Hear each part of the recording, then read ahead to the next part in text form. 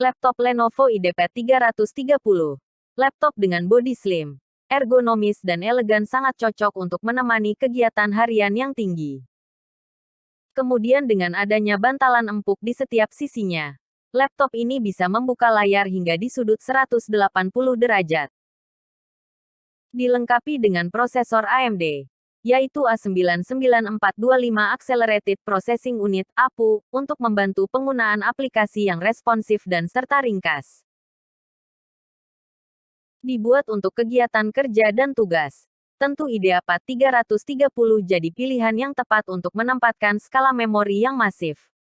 Disertai memori 1 terabita dan memori RAM sebesar 4 gigabita sangat aman untuk digunakan dan menyimpan berbagai macam file. Laptop ini juga sudah menggunakan sistem operasi OS Windows 10 original serta dilengkapi dengan software dari Dolby Audio dan memiliki kualitas yang dapat dinikmati, baik sebagai presentasi atau kegiatan kerja lain. Untuk info lengkap lainnya bisa cek kolom deskripsi.